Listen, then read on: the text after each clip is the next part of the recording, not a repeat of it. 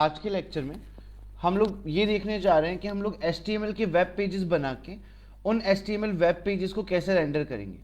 Last class में हमने एक सिंगल फाइल के अंदर काफ़ी सारी HTML यूज़ की थी और JSON यूज़ की थी और उनको रेंडर करके देखा था। सो आज जो करने जा रहे हैं वो बेसिकली वेब पेजेस बनाने जा रहे हैं। तो वेब पेजेस बनाने के लिए आप लोग सबसे पहले अपने प्रोजेक्ट के अंदर एक नया फोल्डर बनाएंगे जिसका नाम आपको फिक्स रखना है और वो नाम रहेगा पब्लिक। जितनी भी आपकी स्टैटिक फाइल्स होती है, HTML की फाइल, CSS की फाइल, सारी की सारी स्टैटिक फाइल आपकी पब्लिक नाम के फोल्डर के अंदर रहेगी। तो मैंने एक नया फोल्डर बना लिया जिसका मैंने नाम रखा है पब्लिक। इस पब्लिक फोल्डर के अंदर हम सारी हमारी HTML बना सकते हैं। जैसे फॉर एग्जाम्पल मैं पब्लिक फोल्डर में गया और मैंने यहाँ पे जाके पहली फाइल बनाई जिसका नाम रखा index.html। यहाँ जाके मैंने HTML का टैग लगा लिया। ओके, तो करेक्ट नहीं होगा इसमें। यहाँ लगा लेते हैं हेड, इसके नीचे आके लगाते हैं बॉडी और बॉडी के अंदर लगा लेते हैं H1 टैग और यहाँ पे देते हैं होम पेज। सो एक इंडेक्स पेज बना लेते हैं।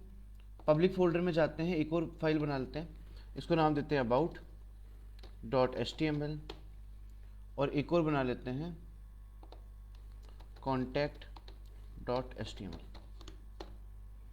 इंडेक्स फाइल का कोड कॉपी करते हैं, अबाउट में डालते हैं और कॉन्टैक्ट में डालते हैं।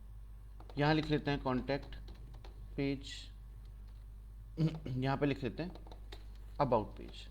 सो मैंने मल्टीपल HTML के पेजेस बना लिए हैं। अब इन पेजेस को मैं एक्सेस करने जा रहा हूँ किसमें, मेरी index.js के अंदर।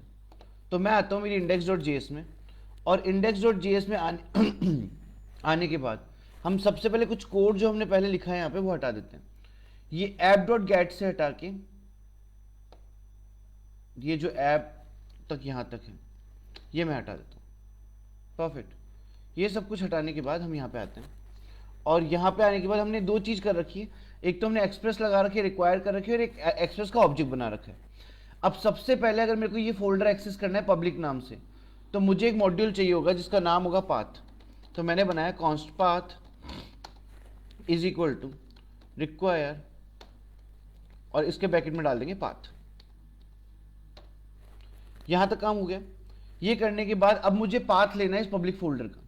तो चलो इस पाथ को लेते हैं एक बार, यहां आते हैं इसके नीचे और यहां पे आके बनाते हैं वेरिएबल कॉन्स्ट पब्लिक पाथ करके बना लेता हूं इस तरीके से।